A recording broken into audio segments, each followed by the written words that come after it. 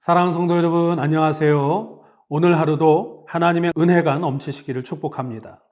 오늘 함께 나눌 말씀은 스가랴 2장 10절의 말씀입니다. 제가 한번 읽고 또 여러분과 함께 한번 더 읽겠습니다. 여호와의 말씀에 시온에 따라 노래하고 기뻐하라. 이는 내가 와서 내 가운데에 머물 것임이라. 한번 더 읽겠습니다. 여호와의 말씀에 시온에 따라 노래하고 기뻐하라. 이는 내가 와서 내 가운데에 머물 것임이라. 아멘. 스가랴 1장에서 하나님은 이스라엘 백성들에게 조상들의 불신앙과 불순종을 본받지 말고 내게로 돌아오라. 그렇게 말씀하셨습니다. 어렵게 바벨론 포로에서 풀려나 예루살렘으로 귀환해서 겨우 성전 지대를 놓고서는 대적들의 방해로 성전 재건 공사가 중단된 채로 16년 동안이나 방치되어 있었기 때문이죠. 그런데 이스라엘 백성들에게도 핑계댈 만한 충분한 이유가 있었습니다. 예루살렘으로 귀환한 사람들은 사실 많은 것들을 포기하고 온 것입니다.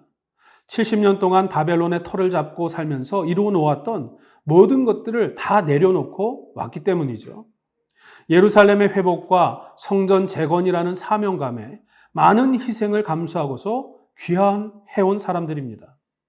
그런데 그렇게 어려운 결심을 하고 돌아온 예루살렘의 상황은 그들이 생각했던 것보다 더 심각했습니다. 성벽은 다 허물어져 있었고 예루살렘 성전도 완전히 파괴된 채 버려져 있었고 거주지들마저도 다 파괴가 되어서 임시 거처를 마련해야 했습니다.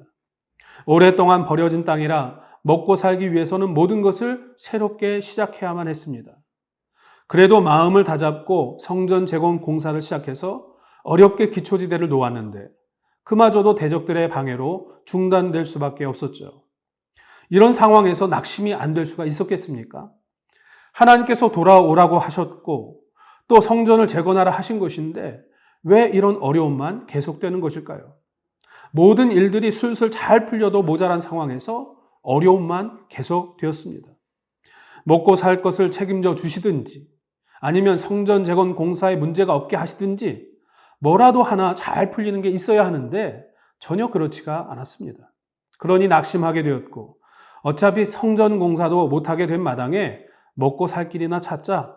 그러다 보니 어느새 16년이 흐르게 된 것입니다. 하나님께서도 이스라엘 백성들의 낙심한 마음을 아셨습니다. 그래서 16년 동안 빨리 성전 재건 공사하라고 다그치지 않으시고 그저 묵묵히 참고 기다려 주셨던 것입니다. 그러니까 물질적인 환경으로만 따지면 포로로 살던 바벨론이 훨씬 더 좋았을 수 있습니다.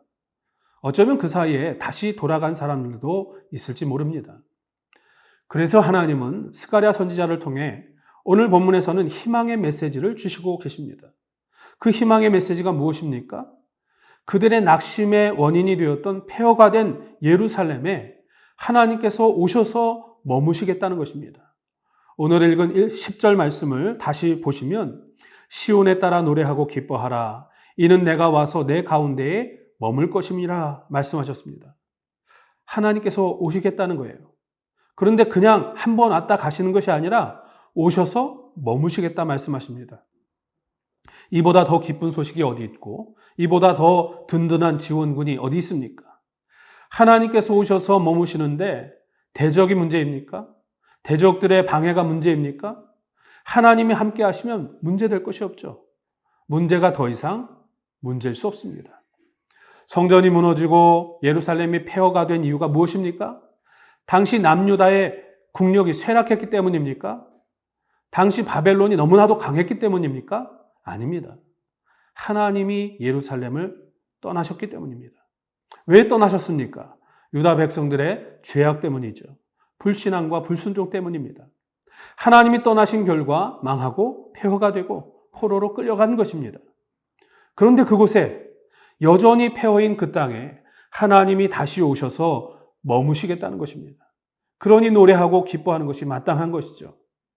이제 더 이상 낙심과 절망에 빠져 있을 이유가 없습니다. 오셔서 머무시는 하나님을 믿고 하나님을 의지함으로 다시 일어나야 합니다. 중단되었던 성전 공사를 다시 시작하면 됩니다. 사실 먹고 살 길이 막막한 게 문제가 아니죠. 성전 재건 공사가 대적들의 방해로 중단된 것도 문제가 아닙니다. 하나님을 모시고 살지 않은 것이 진짜 문제였습니다. 하나님을 의지하지 않은 것이 진짜 문제입니다. 하나님 없이 하려던 것이 진짜 문제입니다. 성전 공사가 중단되었을 때 왜 하나님을 찾지 않았을까요? 16년이 지나도록 왜 하나님을 찾지 않았을까요? 지금도 이스라엘이 먼저 하나님을 찾은 것이 아니라 하나님께서 먼저 이스라엘에게 내게로 돌아오라고 하셨고 내가 와서 내 가운데 머물 것이라고 하셨습니다. 먼저 하나님을 찾아야 합니다. 먼저 하나님을 초청해야 합니다. 먼저 하나님을 내 삶의 주인으로 모시고 살아야 합니다. 하나님께서 함께 하시면 어떤 것도 문제될 것이 없습니다. 그런데 하나님은 이미 우리와 함께하고 계십니다. 우리가 예수님을 믿을 때 보내주신 성령으로 함께하고 계십니다. 그러므로 두려움과 염려, 걱정, 문제들 모두 함께하시는 주님께 맡기고 믿음으로 힘써 싸워 이기는 삶을 살아가는 저와 여러분 되실 수 있기를 주님의 이름으로 축복합니다. 기도하겠습니다. 임마누엘, 우리와 언제나 함께 하시는 주님, 오늘도 말씀으로 우리와 함께 해주시니 감사합니다. 오늘 하루도 우리 앞에 놓인 모든 문제들, 염려와 걱정, 근심을 다 주님께 맡깁니다. 함께 하시는 주님 믿고 오늘 하루도 승리하는 삶을 살아가게 하옵소서. 예수님의 이름으로 기도합니다. 아멘.